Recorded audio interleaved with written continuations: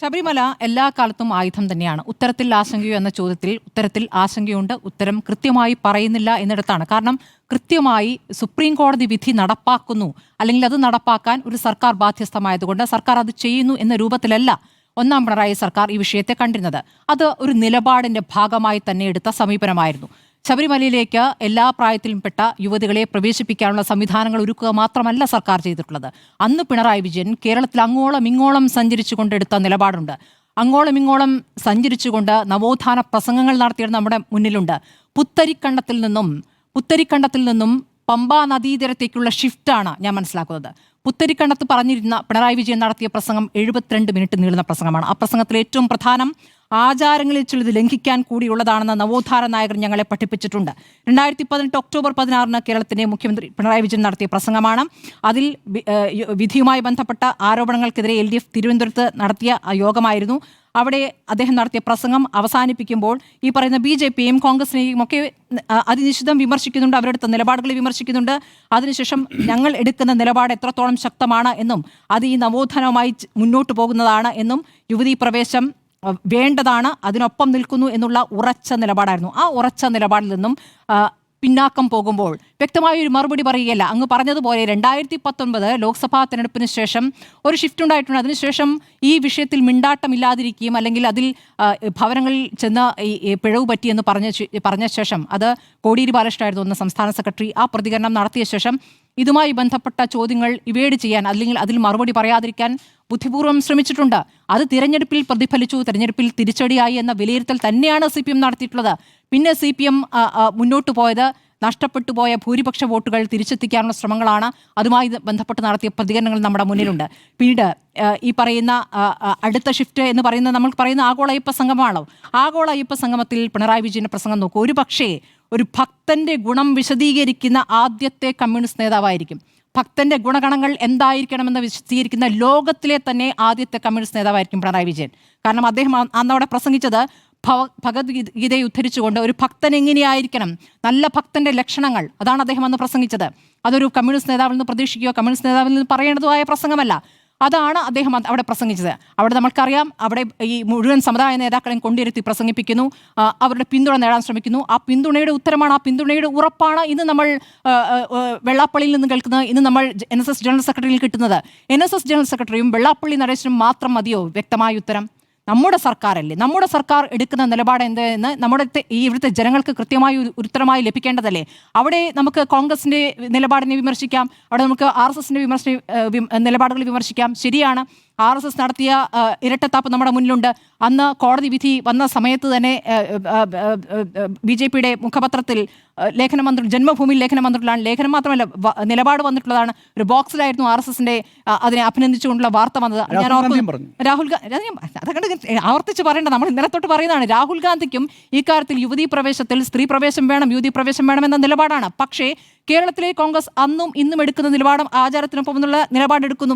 നമ്മൾ RSS നേതാക്കളെയും BJP നേതാക്കളെയും പറയണം. O രാജഗോപാലും R ഹരി അന്ന് യുവതീ പ്രവേശത്തെ അനുകൂലിച്ചുകൊണ്ട് മാതൃഭൂമി വീക്കിലിയിൽ ലേഖന പരമ്പര എഴുതിയിട്ടുണ്ട്. അപ്പോൾ അതൊക്കെ അവിടെ ഇങ്ങനെ തെളിവായി കിടക്കുകയാണ്. നമുക്കറിയാം എപ്പോഴാണ് ഈ ഷിഫ്റ്റ് വരുന്നത്. അവിടെ NSS ഈ നാമജപ ഘോഷയാത്ര നടത്തുന്നു. ആ നാമജപ ഘോഷയാത്ര, അതായത് വിധി വന്ന് 2ാമത്തെ ദിവസമാണെന്ന് ഓർക്കണം.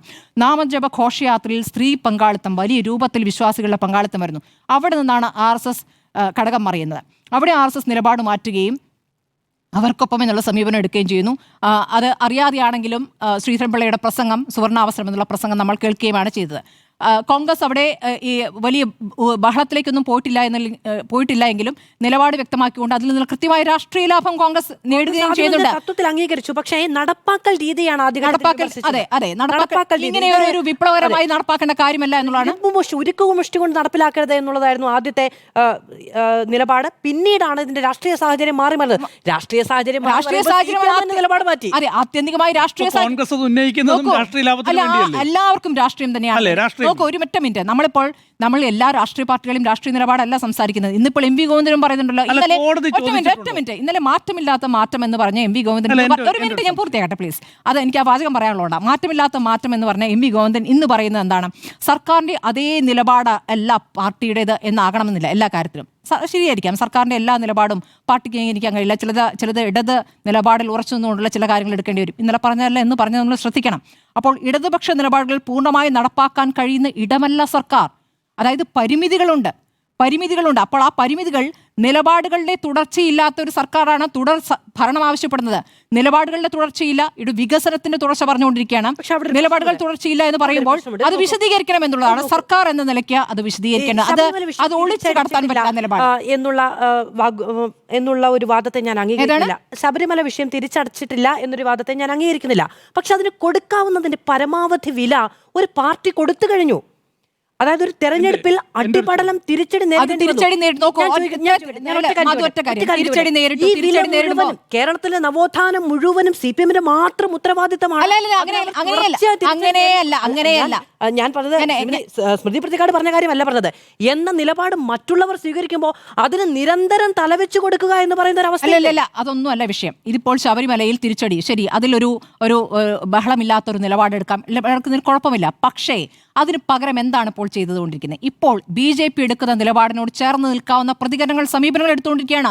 ന്യൂനപക്ഷ വിരുദ്ധമായ പ്രസ്താവനകൾ നടത്തുന്നു, അല്ലെങ്കിൽ എല്ലാ തരത്തിലും ന്യൂനപക്ഷം വിഭാഗത്തെ ആശങ്കപ്പെടുത്തുന്ന പ്രതികരണങ്ങൾ പലപ്പോഴും നേതാക്കളിൽ നിന്നുണ്ടാകുന്നു. ഉടനെ ജമാഅത്തെ ഇസ്ലാമി എന്ന വാദം എടുത്തു പറയുന്നു.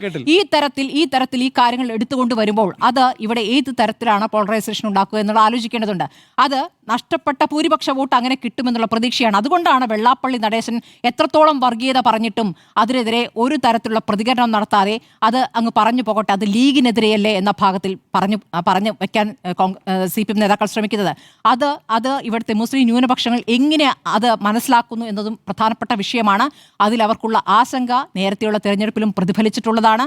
അതിനി മാറ്റാൻ വേണ്ടിയുള്ള ശ്രമങ്ങൾ നടത്തുന്നില്ല എന്നുള്ളതാണ്. അത് മാറ്റേണ്ടതില്ല. ഇപ്പോൾ ഭൂരിപക്ഷ വോട്ട് മതി എന്ന സമീപനത്തിലേക്ക് വരികയാണ്. ഇതൊക്കെ തന്നെയാണ് ആശങ്ക. അതുകൊണ്ട് ഈ ഉത്തരം ഇപ്പോൾ പറയാൻ പറ്റില്ല. കാരണം വിശ്വാസവും ജനാധിപത്യ രീതികളും എല്ലാം കൂടി ഒരുമിച്ച് പോകണം എന്ന് പറയുമ്പോൾ അത് കൃത്യമായ മറുപടി പറയാൻ പറ്റുന്നില്ല. അപ്പോൾ പി രാജീവ് പറഞ്ഞ പോലെ സമയമുണ്ടല്ലോ എന്നുള്ളതാണ്. ഈ 3 മാസത്തിനിടയ്ക്ക് തന്നെ ആ സമയം അവസാനിക്കുമെന്നാണ് ഞാൻ മനസ്സിലാക്കുന്നത്. എന്തൊക്കെ പറഞ്ഞാലും ശബരിമല വിഷയം അവിടെ വരുന്നുണ്ട്. നേരത്തെ സുനിൽ പറഞ്ഞ കാര്യങ്ങൾ വളരെ പ്രധാനമാണ്, അതൊന്നും ഞാൻ നിഷേധിക്കുന്നില്ല. സുപ്രീം കോടതിയുമായി ബന്ധപ്പെട്ട നമ്മുടെ ആശങ്കകൾ അവിടെ നിൽക്കുന്നു.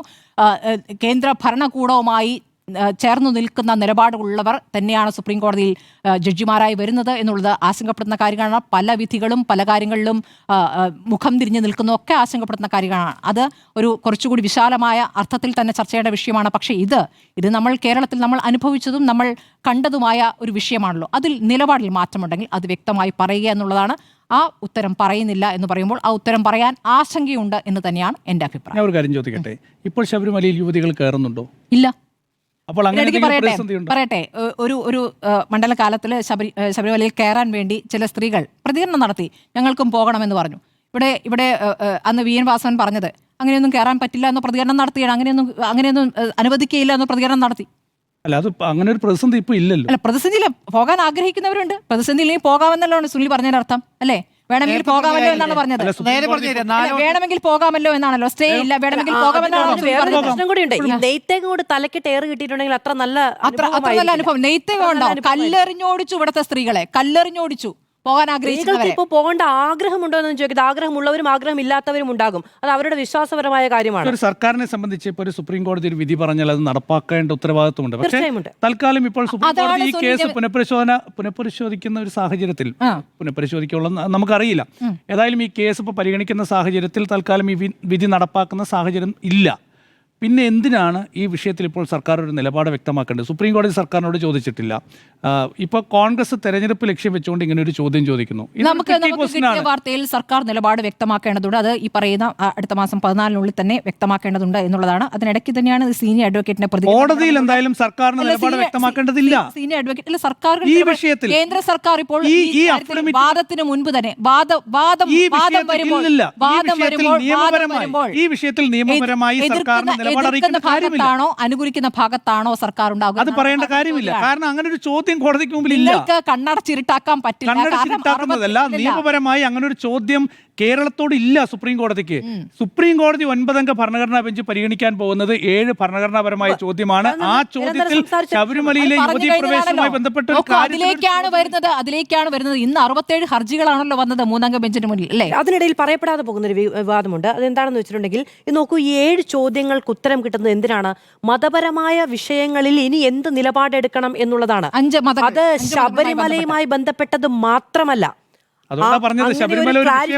വന്നതിന് ശേഷം അതിന് ഒരു ക്ലാരിഫിക്കേഷൻ വന്നതിന് ശേഷം മുസ്ലിം വിഭാഗവുമായി ബന്ധപ്പെട്ട കാര്യങ്ങളിൽ ഉണ്ടാകും, ഈ ഷിറുമഠവുമായി ബന്ധപ്പെട്ട കാര്യങ്ങളൊന്നും ചർച്ച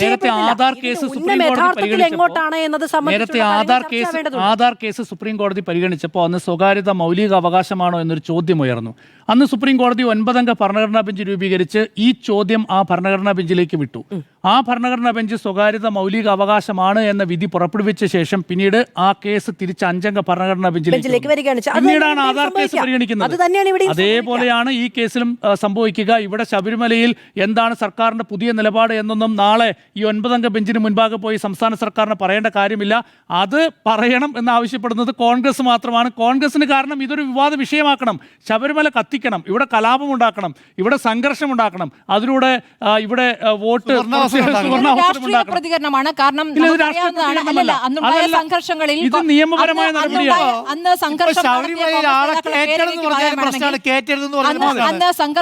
കോൺഗ്രസ് നേതാക്കളുടെ പേരുകൾ അങ്ങേക്ക് പറയാവുന്നതാണ്. ആചാര സംരക്ഷണത്തിന് വേണ്ടി വലിയ വാദങ്ങൾ ഈ നാട്ടിൽ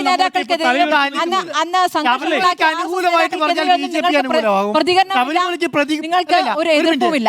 ഈ ശബരിമല അനുകൂലമായി ഏത് സ്ത്രീ പ്രവേശനം വേണം എന്ന് പറഞ്ഞിട്ടുണ്ടെങ്കിൽ, വേണ്ട എന്ന് പറഞ്ഞാൽ പിന്നെ അത് BJP അനുകൂലമാവും, വേണമെന്ന് പറഞ്ഞാൽ അത് നിങ്ങൾ ആചാരത്തെ സംരക്ഷിക്കുന്നില്ല എന്ന് പറയും. എന്നിട്ട് ചോദിക്കുക നിങ്ങൾ എസ് ഓർ നോ പറയുന്നുണ്ടോ എന്ന് ചോദിച്ചുകൊണ്ടിരിക്കുകയാണ്. എന്നിട്ട് സുവർണാവസരം കാത്തിരിക്കുകയാണ്. അത് എതിർക്കുന്നെന്ന് പറഞ്ഞാൽ നിങ്ങൾ കല്ലെറിയും, അനുകൂലിക്കുന്നു എന്ന് പറഞ്ഞാൽ എന്നാൽ നിങ്ങൾ ആളുകളെ കയറ്റോ. ഇത് സ്വാഭാവികമായും ഇത് നേരത്തെ നമ്മൾ തുടക്കം മുതൽ ഈ ചർച്ചയിൽ പറഞ്ഞതുപോലെ ഇത് ഇരുതല മൂർച്ചയുള്ളൊരു വിവാദം തന്നെയാണ്. അതൊരു തെരഞ്ഞെടുപ്പ് കാലത്ത് PR സുനിൽ പറഞ്ഞതുപോലെ തെരഞ്ഞെടുപ്പ് കാലത്ത് അത് നമ്മുടെ നടുക്ക് സ്വയംഭൂവായത് എങ്ങനെയാണ് എന്നത് സംബന്ധിച്ച് നമുക്ക് ആശങ്കകളുമുണ്ട്. അത് ഒരു തെരഞ്ഞെടുപ്പ് കാലത്ത് ഉണ്ടാവാൻ പാടില്ലാത്തതായിരുന്നു എന്നുള്ളതാണ് നമ്മൾ വിചാരിക്കേണ്ടത്. പക്ഷേ നിർഭാഗ്യവശാൽ അങ്ങനെ തന്നെയാണ്. സർക്കാരിനെ അതിൽ സമ്മർദ്ദപ്പെടുത്തുന്നത് ശരിയല്ല എന്ന് തന്നെയാണ്. കാരണം ആ നിലയ്ക്കൊരു മറുപടി പറഞ്ഞ് വീണ്ടും രാഷ്ട്രീയമായ തിരിച്ചടികൾ, രാഷ്ട്രീയമായ പ്രശ്നങ്ങൾ, ക്രമസമാധാന പ്രശ്നങ്ങൾ ഉണ്ടാകുന്ന സാഹചര്യം ഇപ്പോഴും സ്റ്റേ ഇല്ലാഞ്ഞിട്ടും PR സുനിൽ ചോദിച്ചാലോ ഇപ്പം അവിടെ സ്ത്രീകൾ കയറുന്നുണ്ടോ എന്നുള്ളത് ക്രമസമാധാന പ്രശ്നം എന്നുള്ളത് കൊണ്ടാണ്. ഈ നിയമം പാലിക്കേണ്ടത് ആരുടെ ഉത്തരവാദിത്തമാണ്, നിയമം നടപ്പിലാക്കുന്നുണ്ട് എന്ന് ഉറപ്പുവരുത്തേണ്ടത് ആരുടെ ഉത്തരവാദിത്തമാണ് എന്നൊരു ചോദ്യം ചോദിച്ചാലും അതും സർക്കാരിനെ പ്രതിരോധത്തിലാക്കുന്നതാണ്. ആ നിലയ്ക്ക് പ്രതിരോധത്തിലാക്കേണ്ടതില്ല, ഇവിടെ സമാധാനം വേണം എന്നുള്ളത് കൊണ്ട് തന്നെയാണ് ഏറെക്കുറെ ആളുകൾ അങ്ങനെ ഒരു തീരുമാനത്തിലേക്ക് പോകാതെ ഇരിക്കുന്നത്.